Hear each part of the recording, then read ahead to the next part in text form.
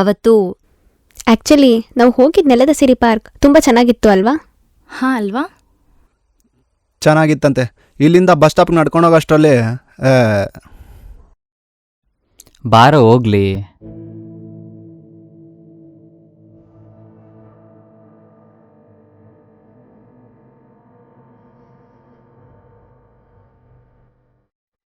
ಏನೋ ಮಚ್ಚ, ಹುಡುಗಿನ ನಡ್ಸ್ಕೊಂಡು ಕರ್ಕೊ ಹೋಗ್ತಾವ್ರೆ. ಕೇಳೋ ಮಚ್ಚ, ಅವ್ರ ಕೈಲಾಗಿಲ್ಲ, ನಾನು ಪಿಕ್ ಮಾಡ್ತೀನಂತ. ಏನು ಗುರು, ನೋಡೋಕ್ಕೊಳ್ಳೆ ಚೈಲ್ಡ್ ಚಪಾತಿ ಇದ್ದಂಗೆ ಅವನೇ. ಯಾಕ್ರೋ ಸುಮ್ಮನೆ ಇರೋಕ್ಕಾಗಲ್ವಾ? ನೋಡು, ಹುಡುಗಿರೋದಂತ ಹೀರೋಯಿಸಮ್ ತೋರಿಸ್ತಾವನೆ. ನೋಡ್ಗುರು, ಇವೆಲ್ಲ ಬೇಡ. ಬ್ರೋ ಸುಮ್ಮನೆ ಇರಿ ಬ್ರೋ. ಮಗ ಸುಮ್ಮನೆ ನಡಿಯೋ ಹೋಗೋಣ. ಮಗ ಸುಮ್ಮನೆ ನೀನು. ಓಯ್, ಏನು ಓವರಾಗಿ ಆಡ್ತಿದ್ಯಾ? ಜವಾಬಲ್ಲಿ ₹1 ಇಲ್ಲ, ನೀನು ಶೋಕಿಗೆ ಏನು ಕಮ್ಮಿ ಇಲ್ಲ ಕಣೋ. ನೋಡ್ರ ಜವಾಬಲ್ಲಿ ಎಷ್ಟೈತಂತ?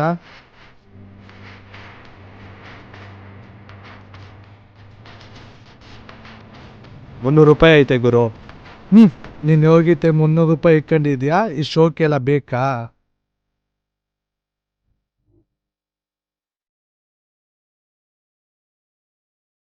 ಹೋಗಮ್ಮ ಹೋಗು, ಮುಂದೆ ಬಿರಿಯಾನಿ ತಿನ್ಕೊಂಡು ಮನೆಗೆ ಹೋಗು. ಬಂದ್ಬಿಡ್ತಾರೆ ಕೆಂಪಸ್ ಹತ್ಕೊಂಡು. Sorry brother. ಮಗ ನೀನೇನು ಮಾತಾಡಿದ್ರೆ ಸುಮ್ಮನೆ ನಡಿಯೋ. ಹೋಗೋ. ಆ ಘಟನೆ ಆದಮೇಲೆ ಅವ್ರು ಎಲ್ಲರಿಗೂ ತುಂಬಾ ಹರ್ಟ್ ಆಯಿತು. ಅವತ್ತು ನೀವು ಹೇಳಿದ್ದು ಕರೆಕ್ಟು. ನಾವು ಕೆಲಸ ಮಾಡಿಕೊಂಡು ನಮ್ಮ ಊರಿನ ಸಮಸ್ಯೆ ಬಗೆಹರಿಸಿ ನಾವು ಸೆಟ್ಲ್ ಆಗ್ತೀವಿ ಅನ್ನೋದು ಡೌಟು. ನಾವೇ ಏನಾದರೂ ಮಾಡಬೇಕು. ಹಾಂ, ಏನು ಮಾಡೋದು? ಮಗ, ನಾನು ಯಾವಾಗಲೂ ಹತ್ರ ಒಂದು ಸ್ಟಾರ್ಟಪ್ ಪ್ಲ್ಯಾನ್ ಬಗ್ಗೆ ಹೇಳ್ತಾ ಇದ್ದನಲ್ಲ, ಅದನ್ನು ಟ್ರೈ ಮಾಡೋಣವಾ? ಅದರಿಂದ ರೈತರಿಗೂ ಒಳ್ಳೇದಾಗುತ್ತೆ, ಜನಗಳಿಗೂ ಒಳ್ಳೇದಾಗುತ್ತೆ, ಮತ್ತು ನಮಗೂ ಒಳ್ಳೇದಾಗುತ್ತೆ. ಅದೇ ಆ್ಯಪ್ ಬಗ್ಗೆನಾ? ಹಾಂ, ನಾವೊಬ್ಬರು ಫಾರಿನ್ ಇನ್ವೆಸ್ಟರ್ನ ಹುಡುಕ್ರೆ ಸಾಕು. ನನ್ನ ಪ್ರಕಾರ ಇದು ರೈತರಿಗೆ ಹೆಲ್ಪ್ ಆಗುತ್ತೆ ಅಂತಂದರೆ ರೆವೆನ್ಯೂ ಕಮ್ಮಿ ಇರುತ್ತೆ ಅಂತ ಇನ್ವೆಸ್ಟರ್ಸ್ ಇಂಟ್ರೆಸ್ಟ್ ತೋರಿಸಲ್ಲ. ನಾವ್ಯಾಕೆ ಗೌರ್ಮೆಂಟ್ದು ಸ್ಟಾರ್ಟಪ್ ಇಂಡಿಯಾ ಟ್ರೈ ಮಾಡಬಾರ್ದು? ಯಾವುದಾದ್ರೆ ನಮಗೇನು, ನಮ್ಮೇಲೆ ಇನ್ವೆಸ್ಟ್ ಮಾಡಿದ್ರೆ ಸಾಕು. ಹಾಗಾದರೆ ನನಗೆ ಗೊತ್ತಿರೋರೊಬ್ರು ಗೌರ್ಮೆಂಟ್ ಆಫೀಸಲ್ಲೇ ಕೆಲಸ ಮಾಡೋದು. ನಾನು ಅವ್ರ ಹತ್ರ ಮಾತಾಡಿ ನಾಳೆ ಮೀಟಿಂಗ್ ಶೆಡ್ಯೂಲ್ ಫಿಕ್ಸ್ ಮಾಡೋಕ್ಕೆ ಕೇಳ್ತೀನಿ. ನೀನು ಇದಕ್ಕೆ ಬೇಕಾದ್ರೂ ಕಂಪ್ಲೀಟ್ ಪ್ಲ್ಯಾನ್ ರೆಡಿ ಮಾಡ್ಕೊ. ಇದರಿಂದ ಜನರಿಗೆ ಹೆಲ್ಪ್ ಆಗುತ್ತೆ ಅಂತಂದರೆ ಗೌರ್ಮೆಂಟ್ ಹೆಲ್ಪ್ ಮಾಡಿದ್ರೂ ಮಾಡ್ಬೋದು, ಇಲ್ಲಾಂದರೆ ಬೇರೆ ನೋಡೋಣ.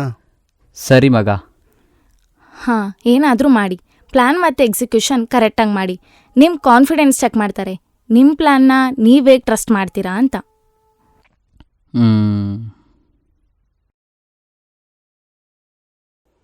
ಹೇಯ್ ಬಾರೋ. ಬಂದೆ.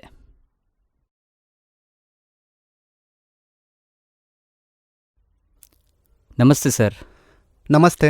Hi, waiting for your explanation. Please proceed. ಹಾಂ sir, if you don't mind ಕನ್ನಡದಲ್ಲಿ ಹೇಳ್ಬೋದಾ? ಓಕೆ. ಯಾಕೆ ಇಂಗ್ಲೀಷ್ ಫ್ಲೂಯೆಂಟಾಗಿ ಬರಲ್ವಾ? ಬರುತ್ತೆ, ಬಟ್ ಕನ್ನಡದಲ್ಲಿ ಹೇಳಿದ್ರೆ ಒಂದು ಆತ್ಮತೃಪ್ತಿ. ಅದೇ ಇಂಗ್ಲೀಷಲ್ಲಿ ಮಾಡಿದ್ರೆ ಆರ್ಟಿಫಿಷಿಯಲ್ ಥರ ಅನಿಸುತ್ತೆ. ಬಟ್ ಕನ್ನಡ ಅನ್ನೋದು ಮನಸ್ಸಿಂದ ಬರೋದು. ಓಕೆ, ನಿಮಗೆ ಯಾವುದು ಕಂಫರ್ಟೇಬಲ್ ಅನಿಸುತ್ತೋ ಯು ಕ್ಯಾನ್.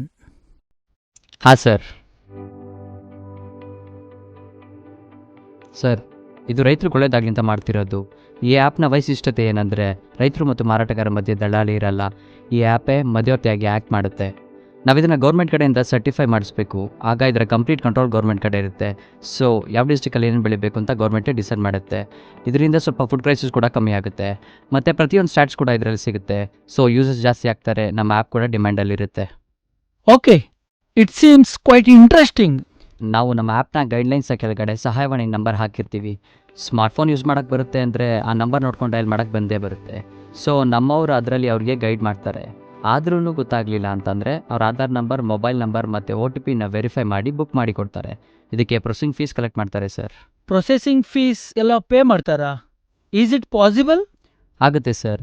ಅವರ ಟೋಟಲ್ ಪೇಔಟ್ ಮೇಲೆ ಜಸ್ಟ್ 2% ಅಷ್ಟೇ. ಅದನ್ನು ಅವ್ರ ಪೇಮೆಂಟ್ ಸೆಟಲ್ ಆದಮೇಲೆ ಮಾಡ್ಬೋದು. ಅವರು ಒಬ್ರನ್ನ ನಂಬಿ ಮಾಡೋದಕ್ಕಿಂತ 2% ಹೋದ್ರೂ ಪರವಾಗಿಲ್ಲ ಅಂತ ಮಾಡ್ತಾರೆ. ಇದು ಬಿಸ್ನೆಸ್ ಅಲ್ಲ ಸರ್. ಸರಿ, ಹಾಗಾದರೆ ನೀವು ಒಂದು ಡೆಮೋ ರೆಡಿ ಮಾಡಿ ನಮ್ಮ ಬೋರ್ಡ್ ಆಫ್ ಮೆಂಬರ್ಸ್ ಮುಂದೆ ಎಕ್ಸ್ಪ್ಲೇನ್ ಮಾಡೋಕ್ಕೆ. All the best. Will have a next meet as soon as possible. Okay, thank you sir. Thank you.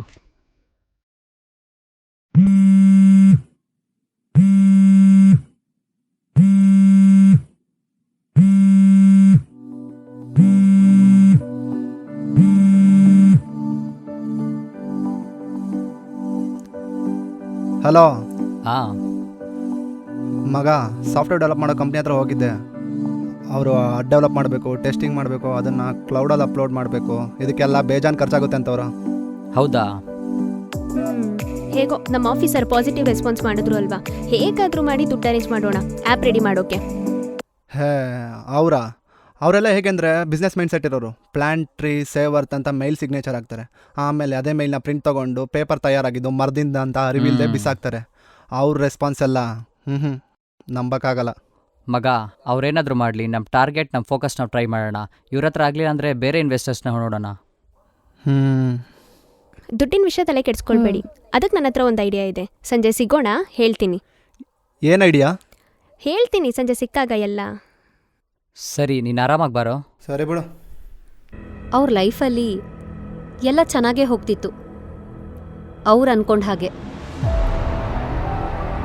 ಆದರೆ ಹೇಳ್ತಾರಲ್ಲ, ಲೈಫಲ್ಲಿ ನಾವು ಅನ್ಕೊಂಡಿದ್ದೆಲ್ಲ ಕರೆಕ್ಟಾಗಿ ಆಗಲ್ಲ ಅಂತ. ಅನಗ ಹರಿ ಮತ್ತು ಶಿವಂಗೆ ಇವಾಗೊಂದು ಶಾಕ್ ಕೊಡ್ತಾಳೆ. ದುಡ್ಡು ಮಾಡೋಕೆ ಐಡಿಯಾ ಕೊಡ್ತೀನಿ ಅಂದ್ರಲ್ಲ, ಹೇಳಿ. ಅದನ್ನೇ ಹೇಳಕ್ಕೆ ಬಂದಿರೋದು. ಇರಿ ಹೇಳ್ತೀವಿ. ಏನು ಗೊತ್ತಾ, ನಾವು ಸಕ್ಸಸ್ ಆಗಬೇಕು ಅಂದರೆ ಪ್ರಾಜೆಕ್ಟ್ ಅಪ್ರೂವ್ ಆಗಬೇಕು. ಪ್ರಾಜೆಕ್ಟ್ ಅಪ್ರೂವ್ ಆಗಬೇಕು ಅಂದರೆ ನಾವು ಡೆಮೋ ಆ್ಯಪ್ ರೆಡಿ ಮಾಡಬೇಕು. ಅದೆಲ್ಲ ಗೊತ್ತಿರೋದೆ, ಅದಕ್ಕೆಲ್ಲ ದುಡ್ಡು ಬೇಕು. ಸೊ ದುಡ್ಡು ಬೇಕು ಅಂದರೆ ಈಸಿ. ಅದನ್ನು ಹೇಳೋಕ್ಕೆ ನಿಮ್ಮ ಹತ್ರ ವೈಟ್ ಬೋರ್ಡ್ ಏನಾದರೂ ಇದೆಯಾ? ಮಗ, ಹಾಂ, ಒಳಗಡೆ ಒಂದು ವೈಟ್ ಬೋರ್ಡ್ ಇದೆ, ತಂದಾಕು. ಸರಿ.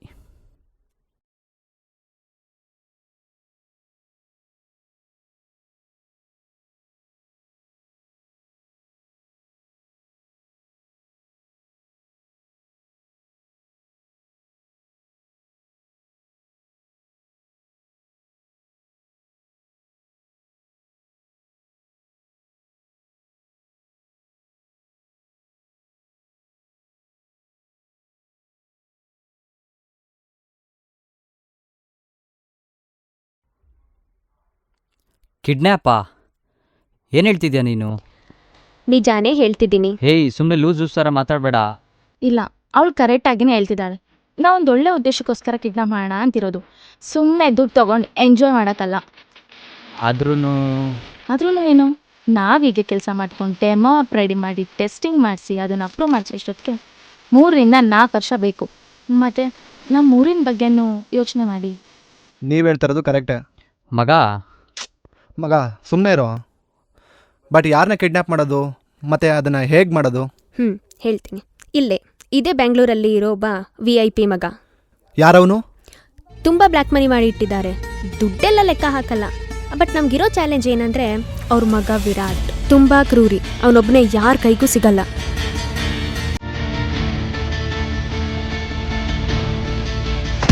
ಹಾಗಾದರೆ ಹೇಗೆ?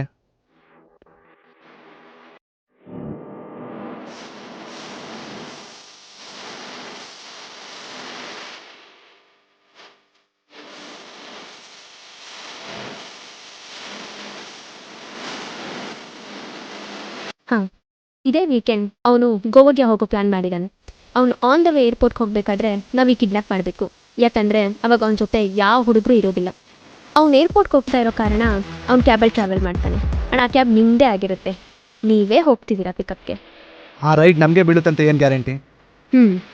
ಅವ್ರು ಹೊರಡೋಕ್ಕೂ ಅರ್ಧ ಗಂಟೆ ಮುಂಚೆಯಿಂದ ಅವ್ರ ಮನೆ ಸುತ್ತಮುತ್ತ ಯಾವುದೇ ರೈಡ್ನು ಅಕ್ಸೆಪ್ಟ್ ಮಾಡದೆ ಓಡಾಡ್ತಾ ಇದ್ರೆ, ಅವ್ರು ರಿಕ್ವೆಸ್ಟ್ ಮಾಡಿದ ಫಸ್ಟ್ 100 ಮೀಟರ್ ರೇಡಿಯಸ್ ಒಳಗೆ ಯಾರು ಓಡಾಡ್ತಿರ್ತಾರೋ ಅವ್ರಿಗೆ ಆ ರೈಡ್ ಬೀಳುತ್ತೆ. ಸೊ ನಿಮ್ಗೆ ಆ ರೈಡ್ ಬೀಳುತ್ತೆ. ಅವ್ರನ್ನ ಮಾಗ್ಟಿ ರೋಡೊಳಗಿಂದ ಕರ್ಕೊಂಡು ಬರ್ತೀಯ. ಅಲ್ಲಿ ನಿಮ್ಮ ಗಾಡಿ ಕಾರಣಾಂತರಗಳಿಂದ ಕೆಟ್ಟು ನಿಲ್ಲುತ್ತೆ. ಅಲ್ಲಿ ಕೆಟ್ಟ ವಾಸನೆ ಇರೋ ಕಾರಣ ವಿಂಡೋಸ್ನ ಹಾಕಿ AC ಆನ್ ಮಾಡಿ ಅವನನ್ನು ಒಳಗಡೆನೆ ಬಿಟ್ಟು ಆಚೆ ಬರ್ತಾನೆ. ಕೆಟ್ಟ ವಾಸನೆ ಇರೋದ್ರಿಂದ AC ಜೊತೆ ಫ್ರೆಶ್ನರ್ ಹಾಕಿ ಬರ್ತೀಯ. ಅದರಲ್ಲಿ ಕೆಮಿಕಲ್ ಮಿಕ್ಸ್ ಆಗಿರುತ್ತೆ. ಅದನ್ನು ಅವ್ನು ತೊಗೊಂಡು ಮೂರ್ಛೆ ತಪ್ಪೋವರೆಗೂ ನೀನು ಆಚೆನೇ ವೆಯ್ಟ್ ಮಾಡು. ಮೂರ್ಛೆ ತಪ್ಪಿದ ಮೇಲೆ ಅವನನ್ನು ಅಲ್ಲಿಂದ ಬೇರೆ ಕಡೆ ಶಿಫ್ಟ್ ಮಾಡಿದ್ರೆ ಪ್ಲ್ಯಾನ್ ಕಂಪ್ಲೀಟ್. ಇವರು ವಿರಾಟ್ನ ಕಿಡ್ನಾಪ್ ಮಾಡಿರೋ ವಿಷಯ ಅವ್ರ ತಂದೆಗೆ ಗೊತ್ತಾಗಿ ಇವರಿಬ್ಬರನ್ನ ಎಲ್ಲ ಕಡೆ ಹುಡುಕ್ತಾರೆ. ಇವರಿಬ್ಬರಲ್ಲಿ ಹರಿ ಸಿಕ್ಕಾಕೊಳ್ತಾನೆ. ಹರಿನ ಕರ್ಕೊಂಡು ಹೋಗಿ ಕೂಡ ಹಾಕ್ತಾರೆ. ಈ ವಿಷಯ ತಿಳಿದ ಶಿವ ವಿರಾಟ್ ಇರೋ ಜಾಗಕ್ಕೆ ಬರ್ತಾನೆ. ಅವನಿಗೆ ಏನು ಮಾಡಬೇಕು ಅಂತಾನೆ ತೋಚದೆ ಭಯದಿಂದ ವಿರಾಟ್ ಕಟ್ಗಳನ್ನ ಬಿಚ್ಚುತ್ತಾ ಅವನೇ ಈಸಿಯಾಗಿ ತಪ್ಪಿಸ್ಕೊಳ್ಳೋ ಹಾಗೆ ಉಪಾಯ ಮಾಡಿ ಯಾವ ಸುಳಿವು ಸಿಗದಂತೆ ಅಲ್ಲಿಂದ ಹೊರಟೋಗ್ತಾನೆ. ನಿಧಾನವಾಗಿ ಎಚ್ಚರವಾದ ವಿರಾಟ್ ಎಲ್ಲಿದ್ದೀನಿ, ಏನಾಯಿತು ಅಂತ ಯೋಚನೆ ಮಾಡ್ತಾ ಕಟ್ಟಿರೋ ಹಗ್ಗಗಳನ್ನ ಬಿಡಿಸ್ಕೊಳ್ತಾ ಹೊರಗೆ ಬರೋದಕ್ಕೆ ದಾರಿ ಹುಡುಕ್ತಾನೆ. ಶಿವ ಹರಿನ ಹುಡ್ಕೊಂಡು ಹರಿ ಇರೋ ಜಾಗಕ್ಕೆ ಬರ್ತಾನೆ. ಭಯದಿಂದ ಸುತ್ತಮುತ್ತ ನೋಡಿ ಒಳಗೆ ಹೋಗ್ತಾನೆ. ಶಿವ ಮತ್ತೆ ಹರಿ ಅಲ್ಲಿಂದ ನಿಧಾನವಾಗಿ ತಪ್ಪಿಸ್ಕೊಂಡು ಆಚೆ ಬರ್ತಾರೆ.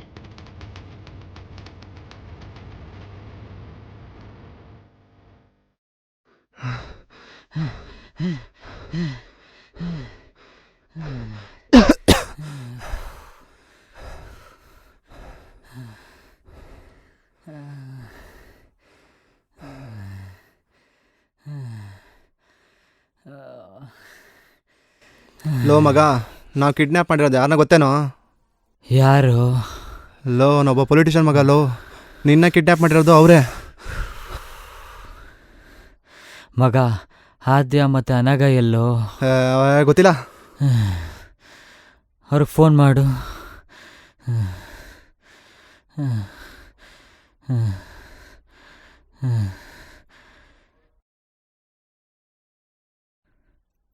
ಹಲೋ, ಯಾರವರು? ಏನು ಕಿಡ್ನಾಪ್ ಮಾಡೋಕ್ಕೆ ಹೇಳಿದ್ದು? ಇನ್ನು ಸ್ವಲ್ಪ ದಿನ ಹೋಗಿದ್ದೆ ನಮ್ಮ ಪ್ರಾಜೆಕ್ಟ್ ಅಪ್ರೂವ್ ಆಗಿ ಇಲ್ಲಿ ನಮ್ಮ ಲೈಫೇ ಸೆಟ್ಲ್ ಆಗೋದು. ನಮ್ಮ ಜೀವನನೇ ಹಾಳು ಮಾಡಿಬಿಟ್ರಲ್ಲ. ನಾನು ನಿಮಗೆ ಯಾಕೆ ಅವ್ರನ್ನ ಕಿಡ್ನಾಪ್ ಮಾಡೋಕ್ಕೆ ಹೇಳಿದ್ದು ಅಂತ ಗೊತ್ತಾಗಬೇಕು ಅಂದರೆ ನಾನು ಹೇಳೋ ಜಾಗಕ್ಕೆ ಬನ್ನಿ. ಈಗ ಮತ್ತಲ್ಲೇನು ಮಾಡಿದ್ರಿ? ವಿಷಯ ಗೊತ್ತಾಗಬೇಕು ಅಂದರೆ ಲೊಕೇಶನ್ ಕಳಿಸಿರ್ತೀನಿ, ಬನ್ನಿ.